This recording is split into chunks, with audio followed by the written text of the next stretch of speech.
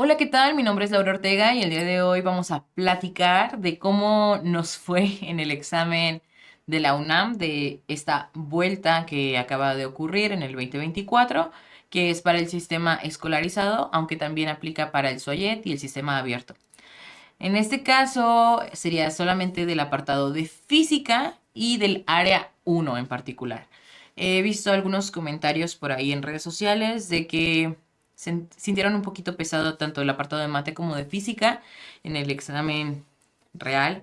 Y la verdad es que sí hay algunas preguntas que son un poquito difíciles de comprender o de interpretar, pero todo lo que se preguntó, todo venía en el temario. Entonces vamos a ir desglosando eso.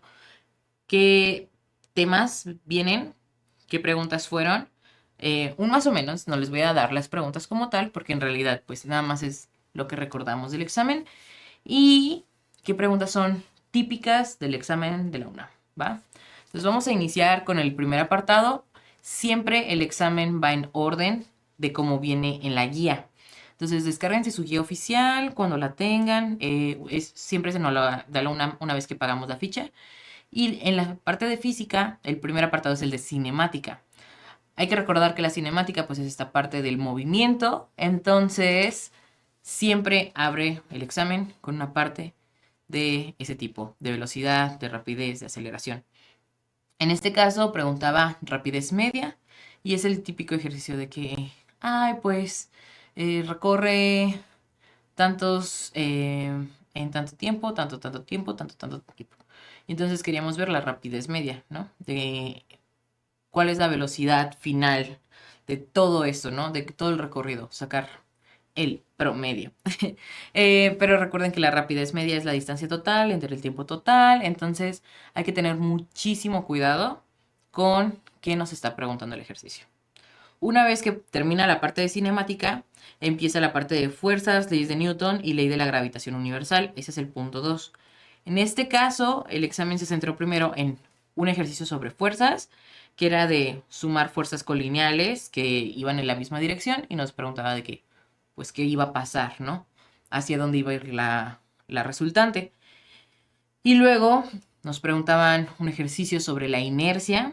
Entonces ya entraba dentro de las leyes de Newton con el típico ejercicio de la manzana que no se mueve.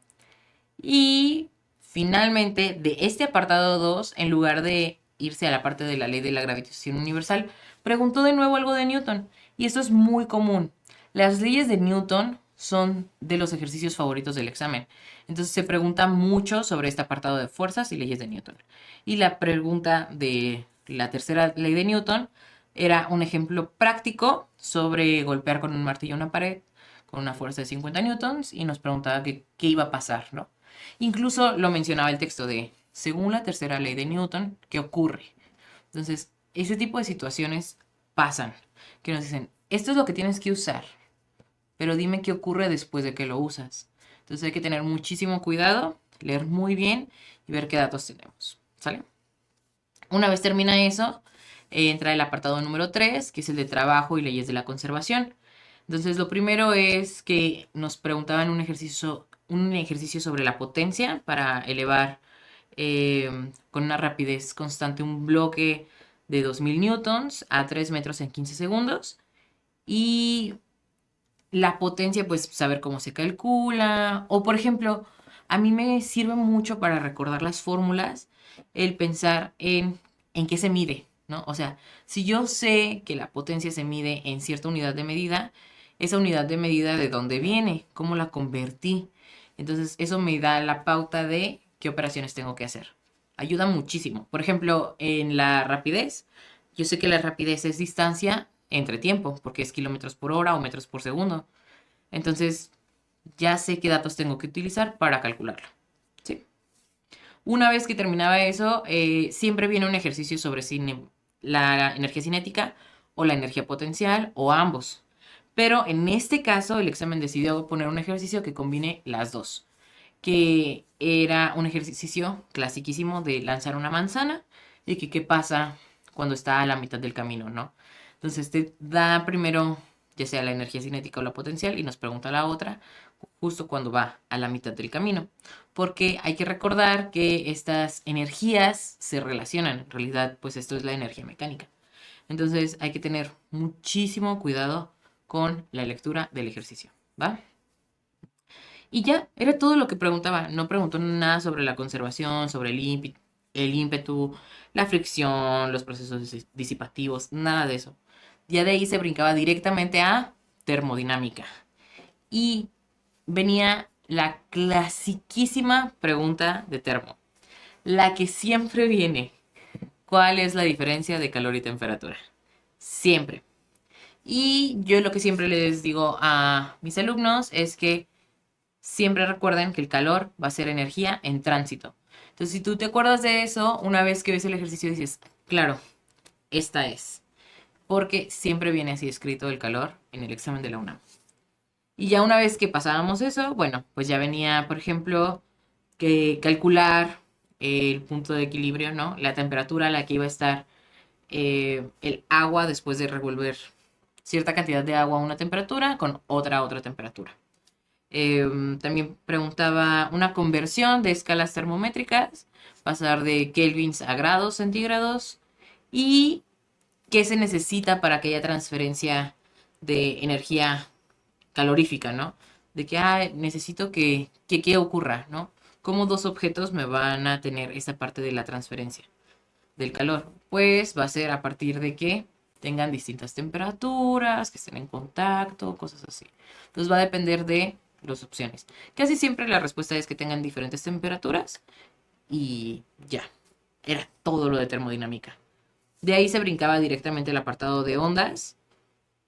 Y en la parte de ondas, pues venía la caracterización de estas. Es decir, venía una pregunta muy, muy específica y teníamos que elegir si era una onda transversal o longitudinal. Las otras dos opciones eran descartables. Entonces hay que tener muy claras las diferencias de cuando es paralela o cuando es perpendicular. Y ya de ahí se me hacía muy curioso porque en- preguntaron sobre un rayo incidente en un espejo, pero casi siempre la parte de reflexión viene hasta la parte de óptica, pero esta vez entró directamente ahí en el apartado de ondas. Era una reflexión básica en un espejo plano con respecto a la normal, eran 45 grados y la respuesta era 45 grados independientemente de si queríamos la resultante a partir de la normal o de la superficie. Porque pues sabemos que tiene que ser el ángulo de 180, etcétera, etcétera, etcétera. Y ya de ahí venía un gráfico, un diagrama, para identificar qué tipo de, de movimiento había ahí, ¿no? Entonces, nada más era conocer la diferencia que hay entre la difracción y la interferencia de las ondas. Si conocemos cómo se ven gráficamente ambos, podíamos resolver ese ejercicio. Igual yo creo que es un poco intuitivo. Yo sé que a veces la palabra difracción suena como extraña y que quizás no la conocemos, pero la parte de interferencia creo que es más fácil de llegar a la respuesta, la podemos inferir, porque el hecho de que se interfiere es de que pues se cruzan, se chocan, se encuentran. Entonces, cuando tenemos estas ondas y cruzan su camino, pues vamos a ver que se enciman unas con las otras. Entonces, a partir de eso, también llegamos a la respuesta sin ningún problema, sin tener el conocimiento completo de qué es la difracción. Pero sí vale la pena que conozcamos reflexión, refracción, difracción, interferencia. ¿Sale? De ahí se brincaba a electromagnetismo y se me hizo muy curioso porque venía una pregunta sobre atracción y repulsión de cargas. Venían tres cargas, una positiva, una negativa, una en medio, y decía que hacia dónde se iba a mover esa carga una vez que se liberara, ¿no? De que se va a mover hacia la derecha, hacia la izquierda, hacia arriba o hacia abajo, dependiendo de cómo son las cargas, ¿no? Es decir, que si más y más, cómo es, más y menos, cómo es, ¿no? Que si se atraen, que si se repelen. Eso era lo único que teníamos que revisar.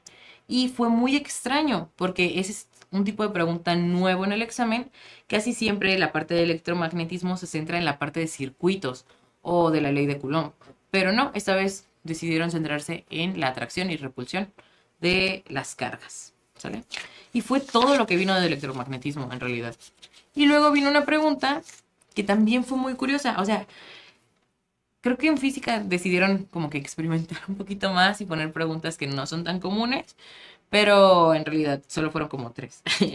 Pero el apartado de fluidos pedía calcular un volumen.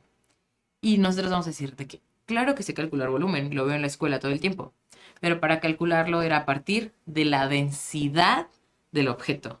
Es decir, nos daban un objeto, nos decían cuán denso era y ya de ahí teníamos que calcular el volumen. Y finalmente, pues la distancia focal de un espejo cóncavo, que es el apartado de óptica. Era todo. Esa parte de la distancia focal de un espejo cóncavo a lo mejor sí está un poquito difícil, pero vimos algunos de estos ejercicios de espejos en la parte de los ejercicios de la guía oficial de la UNAM. Vinieron varios ejercicios así en las diferentes áreas. Los pueden checar. La guía explicada ya la tenemos aquí en nuestro canal de YouTube. Y en general, el apartado de física, yo considero que si les gusta la física, va a ser muy sencillo, porque es muy teórico. Si conoces la teoría, llegas a la respuesta bien. Si no te gusta mucho la física, creo que hay maneras de estudiarla para que sea mucho más digerible. Hacer mnemotecnias, apuntes, quizás hacer alguna infografía, un resumen de formulitas. Yo no recomiendo el estar ahí todo el tiempo aprendiendo fórmulas, sino saber qué hacen. Si tú sabes qué hace una fórmula, sabes qué puedes obtener de ella. No solamente puedes obtener de que el aplicarla y así, sino qué otra información. Por ejemplo, de que, ay, no sé, la energía se mide en joules, pero los joules, ¿qué son? ¿No? O sea, ¿de dónde viene? No, pues es que yo sé que la potencia eléctrica se mide en esto. ¿Qué significa? No, pues yo sé que la ley de gravitación universal funciona así y así. ¿Con qué más la puedo relacionar, no? Entonces, todo ese tipo de situaciones, el relacionar una cosa con otra, el asociar los temas, ayuda muchísimo a que sea mucho más fácil estudiar para el examen. Y ya en este caso, por ejemplo, del área uno no se preguntó, por ejemplo, nada de física contemporánea.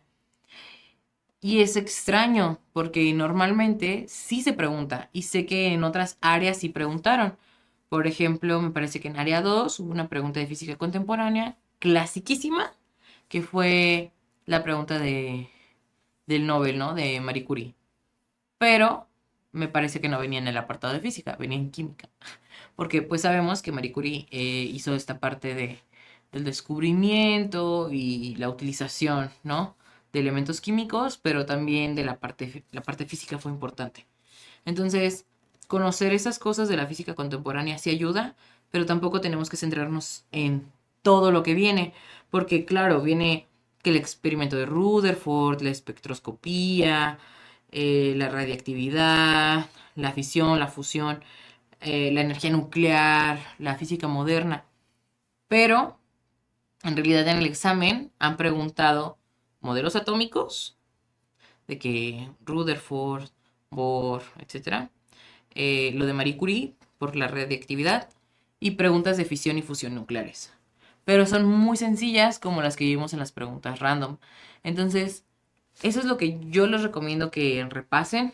Cosas simples, no se vayan a cosas muy específicas como estudiar Maxwell y Faraday y que Bernoulli. Y yo no recomiendo, ¿sale? Yo recomiendo que primero lo más simple, lo que más se repite. Leyes de Newton, termodinámica, óptica. Es lo que casi siempre se repite en el examen y casi siempre son los mismos ejercicios. Y una vez que ya dominamos eso, ya podemos ir estudiando cosas más simples, ¿sale? Entonces, pues nada, espero que les haya servido muchísimo. Chéquense la guía, me dejan en los comentarios si tienen alguna duda o algún comentario al respecto, algo que quieran conocer y sin problema lo revisamos, ¿va? Entonces, que estén muy bien y nos vemos en un próximo video. Hasta la próxima.